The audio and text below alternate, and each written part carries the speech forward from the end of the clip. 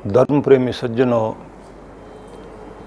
भगवान श्री कृष्ण ने ज्ञान अर्जन करने के लिए विशेष रूप से बल दिया और कहा कि ये तत्व ज्ञान, आत्मज्ञान ब्रह्म प्राप्ति के लिए आवश्यक है और जब तक आत्मज्ञान नहीं होगा, हमारे भीतर का दिया नहीं जलेगा, तब तक हम परब्रह्म परमेश्वर का वह आशीष जो उनमें लय होकर पाना चाहते हैं या उनसे कनेक्ट होकर पाना चाहते हैं, वो संभावनाएं नहीं बन पाएंगे।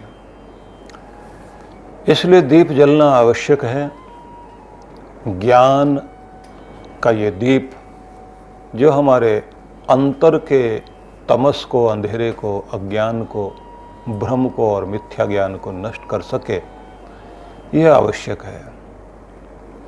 इसके लिए यहाँ तक कहा गया है कि जो भी कोई गुरु की शरण में आकर इस ज्ञान से युक्त हो जाएगा, जीवन कितना भी अंधेरे में क्यों न रहा हो, कैसा भी पापी जीवन था, उसके जीवन में सूर्योदय होगा, उसका सूरज उगेगा और ज्ञान का सूर्य जैसे ही प्रकाशित होगा तो आप दिन की तरह, जैसे दिन होते ही सारी चीज़ें स्पष्ट दिखाई देती हैं, उस संसार और संसार के रिश्ते, उनकी वास्तविकता स्पष्ट दिखाई देने लग जाएगी और ये भी अनुभूति होने लग जाएगी कि मेरे लिए परम लक्ष्य क्या है और मैं अपनी मंजिल को देख भी रहा हूँ और चलते चलते उस मंजिल की ओर, उस लक्ष्य की ओर व्यक्ति बढ़ भी जाएगा। भगवान श्री कृष्ण ने यह भी कहा कि ये जान लीजिए कि ज्ञान से बढ़कर पवित्र संसार में कुछ भी नहीं है। नहीं ज्ञानेन सदृशम पवित्रम मिह विद्यते। ये संदेश कल का बड़ा महत्वपूर्ण था कि पावन करने वाली चीज़ें संसार में कुछ भी हो सकती हैं। हम अपने तन को जल के द्वारा धोते हैं, वस्त्रों को धोते हैं, अपने घर को पवित्र करने के लिए हमारे पास अलग तरह के तरीके हैं, लेकिन कहा जाता है कि जो हमारी आत्मा को और हमारे स्वरूप को शुद्ध कर सकता है वो तो केवल मात्र ज्ञान ही है। अब आज ये बताने लगे हैं कि ये ज्ञान कब प्राप्त होता है और कब नहीं प्राप्त होता है। उससे पहले उन्होंने ये जरूर कहा था कि गुरु की शरण में जाइए। गुरु की शरण में रहते हुए आपको वह विनम्रता जरूर प्राप्त करनी है कि जिससे तुम्हारे जीवन में वह सरलता आ सके कि गुरु का ज्ञान तुम्हारे अंदर स्थिर हो सके। उसमें उन्होंने प्रणिपात करने का नियम बताया था। साथ में ये भी कहा था कि उस सरलता के साथ वह शिष्टता भी चाहिए कि किसी भी स्थिति में गुरु तुम्हें रखे, तुम उस स्थिति में आनंदपूर्वक रहते हुए अपनी मर्जी नहीं, गुरु की मर्जी को अपनी मर्जी मानो। परमात्मा की इच्छा पूर्ण होनी चाहिए, उसकी इच्छा में अपनी इच्छा को मिलाओ और सेवा करते हुए तुम अपने अहम को गलाओ। अपने अहम को गलाते हुए उस चरम बिंदु तक पहुंच जाओ कि जहाँ वो घटना घट सके कि कोई भी जल 100 डिग्री तक जाकर भाप बनना शुरू हो जाए, तुम भी भाप बनने की स्थिति में आ सको। लेकिन इसमें एक महत्वपूर्ण बात है कि शंकाएं उठेंगी। श्रद्धा भाव से प्रश्न करने का भी ढंग आना चाहिए। पूछो, उत्तर दिए जाएंगे। गुरु के साथ तुम्हारा संवाद हो सके, तुम स्वयं के साथ भी आत्म संवाद कर सको और अपनी प्रार्थना में बैठ करके परमात्मा से भी संवाद कर सको, क्योंकि प्रार्थना भी एक संवाद है। लेकिन उस संवाद में पहले आप ही बोलते हैं और जो सुन रहा है वह सर्वव्यापी, जैसे मौन हो। लेकिन एक स्थिति आ जाएगी जब तुम्हारा प्रार्थना जो है वो ध्यान में बदलेगी, तब तुम्हें मौन हो जाना पड़ेगा। तुम्हारा मन भी मौन, तुम्हारी वाणी मौन, तुम्हारे सारे शरीर की सारी क्रियाएं भी शांत हो जाएंगी। निश्चल, निश्चल, स्थिर, अडोल होकर जब तुम बैठोगे तो तुम केवल सुनने वाले बनोगे, सुनाने वाला भगवान बनेगा। तब संवाद करने के लिए परमात्मा, परमात्म शक्ति तुम्हारे भीतर कुछ बोलेगी और वो तुम्हें गुदगुदाएगी, क्योंकि उसकी मौन की भाषा है। परमात्मा की भाषा बड़ी ही मौन है। वो हृदय में कहीं तरंग देकर तुम्हें आनंदित करे, कभी शांत करे, कभी तुम्हें उत्साहित करे, तो अलग अलग रूप तुम्हारे अंदर घटने लग जाएंगे, लेकिन प्रश्न सारे मिट जाएंगे। इसलिए जहाँ समाधान प्राप्त हो जाता है वहीं समाधि शुरू हो जाती है। समाधि समाधान ही है। जहाँ प्रश्न नहीं रहते कि दुख क्यों, परेशानी क्यों, चिंता क्यों, भय क्यों, जहाँ जहाँ भी आदमी को समाधान चाहिए, समाधि में वो समाधान प्राप्त होता है। इस सारी बात को कहने के साथ भगवान श्री कृष्ण अब वहाँ आपको लेकर आ रहे हैं कि ये ध्यान रख लीजिए, तुम इतनी सारी कोशिश भी कर लोगे तो भी तुम्हें हर दिन एक महत्वपूर्ण बात करनी पड़ेगी, और वो है तुम्हारी श्रद्धा। अगर श्रद्धा की पात्रता तुम्हारी है और उसे तुम बढ़ा सकते हो, हर परिस्थिति के बीच भी तुम्हारी श्रद्धा में कोई फर्क नहीं आए, तब क्या होगा? श्रद्धावान लभते ज्ञानम तत्परः संयतेन्द्रियः ज्ञानम लब्ध्वा पराम शांतिम अचिरेण अधिगच्छति। भगवान श्री कृष्ण का यह संदेश प्रसिद्ध है। 39वां श्लोक है यह 4थे अध्याय का गीता का, जिसमें भगवान ये कहते हैं श्रद्धावान लभते ज्ञानम। श्रद्धा वाला व्यक्ति ही कहीं पहुंचेगा, श्रद्धा पहुंचाएगी तुम्हें, श्रद्धा ही ज्ञान देगी। श्रद्धया सत्यम आप्यते, सत्य की खोज करने वाले, सत्य के अन्वेषण करने वाले जितने भी लोग इस दुनिया में हैं जो खोज रहे हैं कि परम सत्य को हम जान लें, तो उन्हें ये ध्यान रख लेना चाहिए श्रद्धया सत्यम आप्यते, श्रद्धा से ही परम सत्य को पाया जा सकेगा। श्रद्धया विंदते वसु, जीवन का परम धन प्राप्त करने के लिए श्रद्धा ही चाहिए। श्रद्धा सब कुछ है। इसलिए प्रभात में कुछ मांगने योग्य अगर कुछ हो सकता है तो श्रद्धा को ही पुकारना चाहिए। श्रद्धाम प्रातर्हवामहे, मैं पुकारता हूँ श्रद्धा को प्रभात में। मेरा अपना कोई है, श्रद्धा है, क्योंकि इसके बिना गति नहीं है भक्ति में। ये लोक जो चलता है वो विश्वास से चलता है। अगर संसार में विश्वास नहीं हो तो आपके संबंध नहीं चलेंगे, और भक्ति में अगर श्रद्धा नहीं है तो आपकी भक्ति नहीं चलेगी। इसलिए जो कहा गया धैर्यम यस्य पिता क्षमा च जननी शांतिम चिरम गेहने, वो एक परिवार आध्यात्मिक पुरुषों का परिवार माना जाता है।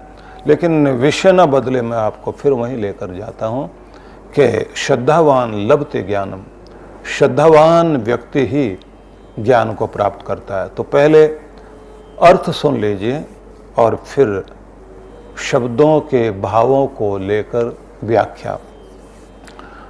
ज्ञान वही प्राप्त कर सकता है जो जितेंद्रिय और जिसने अपनी इंद्रियों को जीत लिया, जो तत्पर है, भक्ति भाव से पूर्ण है और श्रद्धा से युक्त है।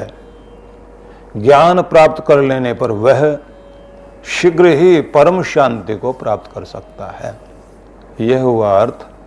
श्रद्धा और विश्वास जो सतत गुरु की सेवा में संलग्न व्यक्ति है और वह उपदेश श्रवण करता है, अपनी इंद्रियों को जिसने वश में कर लिया है, निश्चित रूप से ज्ञान प्राप्त करने में सफल होगा और परम शांति अर्थात मोक्ष की अनुभूति कर पाएगा। योग्यता के बिना किसी व्यक्ति को लक्ष्य नहीं मिलता और श्रद्धा ही योग्यता के लिए आधार बनता है। तो श्रद्धा, तत्परता, इंद्रिय संयम, इन 3 शब्दों पर, 3 गुणों को सबसे आवश्यक माना गया। अब आइए इसके ऊपर थोड़ा सा विचार कर लें। तीन महत्वपूर्ण चीजें यहाँ बताई गई है और जिसको पाना है वो है परम शांति। मिलेगी कैसे? कहा गया श्रद्धा से, तत्पर होने से और जितेंद्रिय होने से। तो सबसे पहले हम प्रयोग करते हैं एक शब्द का, श्रद्धा का। भगवान से जब आप प्रार्थना करते हैं तो कभी कभी ये भी जरूर कह दीजिए कि दी गई वस्तुओं में अगर कुछ कम भी हो जाए तो फर्क नहीं पड़ेगा, लेकिन श्रद्धा को कभी कम ना करना।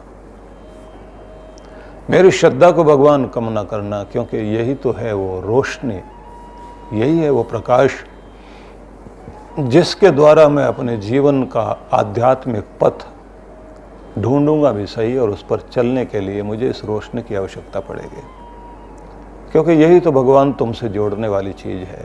मेरी श्रद्धा ही मेरे गुरु से जोड़ती है, मेरी श्रद्धा ही मेरे बड़ों का सम्मान करना सिखाती है, मेरी श्रद्धा ही है जो मुझे अपने देश के प्रति मर मिटने की भावना देती है। जीवन के मूल्य जो हैं वो तभी मेरे जीवन में ठहरते हैं जब मेरे जीवन में श्रद्धा होती है, और अगर श्रद्धा नहीं होती है तो कोई जीवन का मूल्य नहीं ठहरेगा, क्योंकि शकुनी और मंथरा जैसे पात्र समाज में चारों तरफ हैं। उन्हें एक बार कोई व्यक्ति किसी भी कारण, किसी भी दुख के कारण हिलावा मिल जाए, बस वो तुरंत कब्जा जमा लेते हैं। इन्हीं को कहा जाता है कि नेगेटिविटी को, नकारात्मकता को फैलाने वाले जो भी लोग हैं वो आसुरी वृत्ति कहा गया है, जिसको दूसरे लोग जो कहते हैं कि शैतान के भी प्रतिनिधि दुनिया में होते हैं। शैतान अपनी शैतानियत को फैलाने के लिए अपने प्रतिनिधि चुनता है, और कभी कभी वो भोले भाले अच्छे लोगों को भी अपना प्रतिनिधि बना लेता है। आसुरी वृत्तियां जो हैं वो आपको चुनती हैं। कृष्ण भगवान ने गीता में एक बड़ी अद्भुत बात कही है, यदि आपने उसको पकड़ा हो तो बहुत अच्छी बात है, नहीं तो आज उसको थोड़ा समझने की कोशिश करना। भगवान कृष्ण ने एक बात ये कही है कि प्रकृति के 3 गुण हैं, और उन 3 गुणों को सात्विक, राजसिक और तामसिकता से भरा हुआ जान लो। और तीनों प्रकृति के वो गुण जो है, क्योंकि शरीर तुम्हारा प्रकृति से बना है, जिस चीज़ का प्रभाव तुम्हारे शरीर में ज़्यादा हो जाएगा उसी तरह की भावनाएं उठेंगी और उसी तरह की विचार तरंगे उठेंगी, और वैसे ही तुम क्रियाशील हो जाओगे, कर्म वैसे करने लग जाओगे, वैसा समाज चुन लोगे, वैसे लोगों के बीच बैठोगे, वैसा खाना पीना हो जाएगा और वैसा ही बोलना भी तुम्हारा हो जाएगा। तो उन्होंने कहा कि प्रकृति के वश में होकर के अगर तुम चल रहे हो तो प्रकृति तो नचाएगी तुम्हें। इसको माया कहा जाता है कि माया नचा रही है। माया कुछ और नहीं है। तुम्हारा खाना पीना अगर सात्विक है तो विचार सात्विक आएंगे जरूर। तुम्हारी संगति सात्विक है तो सात्विकता का प्रभाव जीवन में आएगा। और घर में अगर सात्विक वातावरण है तो तुम्हारे बच्चों से लेकर तुम्हारे परिवार तक सब जगह सात्विकता का, सद्भावना का रूप दिखाई देगा। बड़ी अद्भुत बात कही है ये। और इसको यहाँ तो कह दिया गया कि तुम्हें जो नचाने वाली चीज है वो तुम्हारी प्रकृति तुम्हें नचा रही है, क्योंकि उससे तुम्हारा स्वभाव बनता है। ये एक नया दृष्टिकोण है। कृष्ण भगवान के चिंतन को या गीता के दर्शन को इस रूप में भी पकड़ने की चेष्टा कीजिए कि आपको नचाने वाली कौन सी चीजें हैं। किसी भी आदमी को अगर आप कुछ खास तरह की संगति में बैठाइए और उसको खाना पीना कुछ अलग तरह से कराइए, व्यक्ति बदल जाएगा। बड़े बड़े तरीके ढूंढे गए हैं। तो राजा भोज और कालिदास के कुछ प्रसंगों में एक शब्द आता है, नष्टस्य कान्यागति। बचपन में हम लोग पढ़ा करते थे तो उसमें एक प्रश्न रखा गया था कि बताओ नष्ट होने के लिए मार्ग क्या है। तो उसमें एक बड़ी लंबी चौड़ी कहानी है जिसका सार ये है कि नष्ट होने का तरीका क्या हो सकता है। तो कहते हैं कि व्यक्ति को कहा गया कि तुम्हें जो है मांस खिलाया जाए, खाओगे। व्यक्ति ने नाक भौं सिकोड़ दी और कहा कि क्या मूर्खता की बातें करते हो। किसी ने कहा कि यहाँ पर बहुत बड़ा नाच गान होता है और बहुत तरह की स्त्रियाँ वहाँ नाचती हैं, एक बार जो है वहाँ पर तुम भी चलो, क्योंकि सारे जितने भी मॉडर्न लोग हैं वो सारे जाते हैं, एक ऊंची सोसाइटी में बैठने का मौका मिलेगा।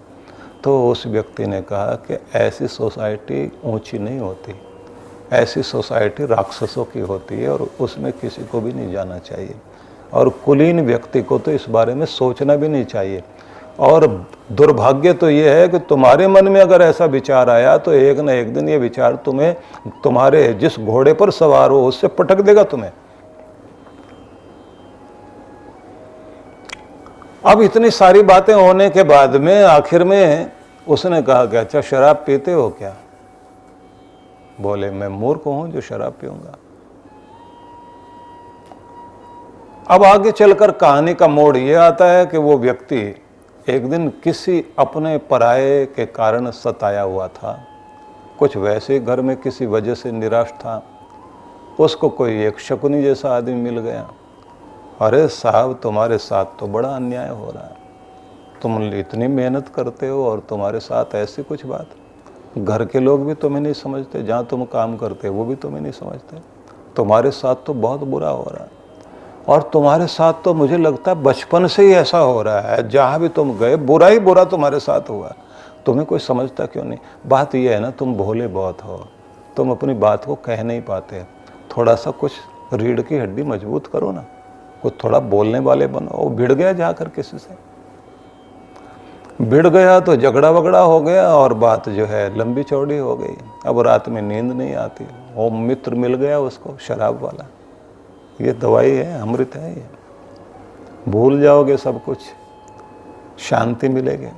2 घूंट लगाओ। और लगा लिया उसने, बेचारे ने लगाया, बुद्धि घूमी। इसमें तो बड़ा मजा है। शुरू में कड़वी लगती है, बाद में तो बहुत अच्छी लगती है। पी लिया उसने। और पीते पीते जो है एक बार बुरी आदत बहुत अच्छे से आदमी को पटकती है। अब उसके बाद उसने कहा कि शराब का मजा ऐसे नहीं आता, को थोड़ा खाना पीना भी होना चाहिए। तुम्हें एक बढ़िया सब्जी खिलाते हैं तो उसने मांस खिला दिया। और उसके बाद पूछा कि शरीर में ताकत आई क्या? बोले बहुत अच्छा लग रहा है। थोड़े दिनों की संगति के साथ में कहा कि जब ये नशा करते हैं ना, तो उससे पहले मौज मस्ती भी होनी चाहिए कि ज़िंदगी का कुछ लुत्फ तो, कुछ मज़ा तो लो। वो लेकर के चला गया उसको, नाच गाने में बैठ गए। अब जब वहाँ बैठे हुए थे तो उसके बाद में राजा भोज और कालिदास के वो शब्द फिर आते हैं, नष्टस्य कान्यागति। नष्ट होने के लिए फिर क्या चाहिए? बोले इस आदमी को यहाँ से ले जाके वहाँ पहुँचा दिया। अब उसके बाद जो हुआ होगा कि खानदान वाले लोग आएंगे, रिश्तेदार आए होंगे, पत्नी उसकी आई होगी, वहाँ से पकड़कर उसको लेकर गए, समाज के सामने उसको खड़ा किया। शर्म नहीं आई तुम्हें? इतने ऊंचे खानदान के व्यक्ति हो, कहाँ जा कर के बैठे हो? नशा भी टूटा। उसके बाद उसके दिमाग में सामने आया किन के साथ में बैठ गया, किन धूर्तों के साथ बैठा। ये मित्र नहीं है, दुश्मन के मित्र के भेष में दुश्मन खड़ा हुआ था। कहाँ लाके खड़ा कर दिया। जो इज्जत मैंने इतनी जिंदगी में इतनी मेहनत से पाई थी, एक झटके में गई। तो उसके बाद में वो एक उत्तर देते हैं, नष्टस्य कान्यागति। नष्ट होने के लिए और क्या गति हो सकती, क्या तरीका हो सकता है? बोले बस यही है, तुमने जो है वो चीज पीनी शुरू कर दी जिसने तुम्हारी बुद्धि को लुप्त कर दिया, समझ तोड़ दे। और यहीं से तुम्हारी जिंदगी में तामसिकता शुरू हो गई। तामसिकता शुरू हो गई तो बाकी सारी चीजें शुरू हो गई। कृष्ण भगवान ने बड़े अद्भुत तरीके से कहा है कि तुम्हारी प्रकृति अगर तामसिक हो गई तो फिर उसके बाद में नष्ट होने का तरीका तुमने ढूंढ लिया। और अगर तुम ऊंचा उठना चाह रहे हो तो तुम्हारे भोजन से शुरुआत होगी, तुम्हारे मित्रों से शुरुआत होगी, तुम्हारे सोचने के ढंग से होगा, यहाँ तक कि तुम्हारा पढ़ा जाने वाला साहित्य भी ऊंचा होना चाहिए। घटिया आप कोई भी ग्रंथ पढ़ते हैं, कोई भी ऐसी पुस्तकें पढ़ते हैं, स्वाध्याय करते हैं जो गलत विचारों की है और वैसे दृश्य देखने लग जाते हैं, तो फिर वही याद रखना चाहिए, नष्टस्य कान्यागति। बड़ी अद्भुत कहानी है और बड़े ढंग से लोग इसको लंबा चौड़ा करके सुनाते हैं, लेकिन मैं सार को आपके सामने रखता हूं कि व्यक्ति को एक गलत सीढ़ी पर पांव रखने की आवश्यकता है कि एक गलत राह में कदम रखा था, सारी जिंदगी जो है मंजिल ढूंढती रह गई कि एक बार गलत तरफ चले थे। जीवन जो है लक्ष्य ढूंढता रह गया, बस वही नहीं मिला। लम्हों ने खता की और सदियों ने सजा पाई। इसलिए निवेदन है कि हम कृष्ण भगवान के संदेश को अवश्य समझें कि आपके लिए ज्ञान आवश्यक है, लेकिन मिलेगा श्रद्धा के कारण। श्रद्धावान लभते ज्ञानम, तत्पर संयते इंद्रिय। दो शब्द और कहे गए हैं। एक है शब्द तत्पर। तत्पर का अर्थ है आत्म विकास के मार्ग पर जो पूर्ण ध्यान देने वाला व्यक्ति है, मन में जो इस ईश्वर का स्मरण करते हुए भक्ति भाव से जो परिपूर्ण है, तत्पर है। और सामान्य भाषा में तत्पर का अर्थ जो है, जो हर समय तैयार है, जो किसी चीज में लग्न के साथ लग गया हो। तो जो भक्ति भाव से पूर्ण है, कहते हैं वही पाएगा, किसी भी चीज के लिए तत्पर हो गया है। सब कुछ छोड़कर, सब और से ध्यान हटाकर एक में जो एकाग्र हो गया और अपनी सारी ऊर्जा जिसने एक तरफ लगा दी, वो तो पा जाएगा। और जिसकी ऊर्जा बटी हुई है, जिसका ध्यान हर पल बटा हुआ है, जो 10 तरफ देखता है लेकिन एक लक्ष्य को नहीं देखता, वो 10 जगह कुआं खोदेगा लेकिन कहीं पर भी पानी नहीं पाएगा। उसकी मेहनत पूरी हो जाएगी, लेकिन अलग अलग दिशाओं में होने के कारण, अलग अलग जगह में होने के कारण, एक जगह जितनी होनी चाहिए वहाँ नहीं हो पाएगी। इसलिए अगर ज्ञान को शक्ति कहा है, बेकन का एक शब्द है, शब्द तो भारत के ही हैं लेकिन विदेशी लोगों ने अपने ढंग से कहा, नॉलेज इज पावर। ज्ञान ही शक्ति है, लेकिन ये प्रकृति के लिए है, विज्ञान के लिए बात कही जाती है। विज्ञान में नॉलेज को पावर माना गया है। जितना जितना प्रकृति को हम जान लेंगे उतने शक्तिशाली होते चले जाएंगे। इसलिए प्रकृति को जानकर व्यक्ति कहता है कि सच में नॉलेज पावर है। प्रकृति को हमने जान लिया, प्रकृति को हमने जीत लिया, प्रकृति हमारे हाथ में आ रही है, अब हम पावरफुल होते जा रहे हैं। लेकिन अध्यात्म में थोड़ा अलग है। अध्यात्म में यह कहा जाता है कि तुम्हारे पास जो पावर है उसका रूपांतरण अगर तुम्हें ठीक ढंग से आ गया, तब कहा जाएगा कि ज्ञान जो है रूपांतरण का एक रूप है। मतलब तुम्हारे क्रोध की ऊर्जा को जो रूपांतरित कर दे वो ज्ञान, क्रोध की ऊर्जा को जो तुम्हें क्षमा में बदल दे और तुम्हारे घृणा को प्रेम में बदल दे, इतना रूपांतरण तुम्हारे अंदर ले आए। मतलब ये है कि तुम्हारे अंदर ऊर्जा का विस्फोट क्रोध में होता है। तुम्हारी ऊर्जा का, तुम्हारी जो पावर है, पावर तो है शरीर में, अब वो पावर जो कहाँ प्रकट होती है? ईर्ष्या में, बैर में, विरोध में, प्रतिशोध में, बदले की भावना से लेकर के तुम्हारी घृणा में, तुम्हारे क्रोध में, तुम्हारे काम में, तुम्हारे लोभ में, तुम्हारे अहंकार में, तुम्हारे अभिमान में, मूंछों पर ताव देते हुए मुझे कहा इस आदमी ने, इतनी हिम्मत पड़ गई, मैं कैसे कैसे व्यक्ति अपने आप को, अपने अहंकार का प्रदर्शन करता है। ये अहंकार के प्रदर्शन का ही तो खेल है। इतनी बड़ी बड़ी पार्टियां, इतनी बड़ी गाड़ियों में बैठकर, बड़ी भले ही अपनी ना भी हो, किराए की लेकर जानी पड़ जाए, लेकिन एक बार तो दिखाई देना है कि इस पूरे नगर में नगर सेठ तो हम ही हैं। अहंकार के प्रदर्शन बहुत तरह से हैं। ब्याह शादी में जितना खर्च किया जाएगा, अद्भुत खर्च होता है। मकान को चमकाने दमकाने में जितना खर्च होगा कि समाज हमें एक बार बता सके हम भी कुछ हैं। अपने वस्त्रों पर, दिखावे पर जितना भी कुछ होता है, अहंकार का ही तो प्रदर्शन है। इसलिए विचित्रता है मनुष्य की कि जहाँ प्रदर्शन में व्यक्ति लगा हुआ है, वहाँ उस व्यक्ति की ऊर्जा उसी तरफ लगी हुई है। और कमाल की बात है कि वे लोग जो इस प्रदर्शन को करने में लगे हुए हैं, उनकी तनख्वाह थोड़ी सी है, लेकिन घर में सारी चीज़ें भले किराए की किस्तों पर ली जाए, बड़ा टीवी भी होना चाहिए, फ्रिज वगैरह चीज़ें, सारी सुख सुविधा के साधन, और चमक दमक इतनी होनी चाहिए, ऐसा फर्नीचर, ऐसे कालीन, ऐसे सारी चीज़ें, सब कुछ ऐसा कि जब दोस्तों को बुलाया जाए, मिलने वालों को बुलाया जाए, वाह वाह क्या बात है, तुम तो कहाँ से कहाँ पहुँच गए। और जब रात में उसको नींद नहीं आती कि मैं कर्जा उतारूंगा कैसे, तब वाह वाह जो है आह में बदलती है। और जब नींद नहीं आती तब पता लगता है अपना ठीक था कि भले चटाई बिछा के आदमी रह लेता, लेकिन चैन की नींद तो सो लेता। 2 पैसे बचा लेना ज़्यादा अच्छी बात है, खर्च करने में उसी समय मज़ा आता है, बाद में नहीं आता। बाद में तो उसकी पीड़ा होती है। और संतोषी व्यक्ति को कभी कमी नहीं रहती, और बेचैन व्यक्ति के साथ में परेशानी हमेशा रहती है। बेचैन आदमी हमेशा आखिर तक आप देखेंगे कि उसके अंदर दीनता ही दीनता बनी रहेगी, क्योंकि कितना भी मिल जाए तो उसको जो है कम दिखाई देता है, उसको लगता है कि बहुत कम है। भर्तृहरि ने इसके ऊपर एक बड़ी अद्भुत बात कही थी कि राजा को देखकर जब वो साधु बन गए तो उन्होंने एक श्लोक लिखा था, उसमें यही भावना दी थी कि एक तुम हो वयमिह परितुष्टा वलकलेन तुम च लक्ष्म्या।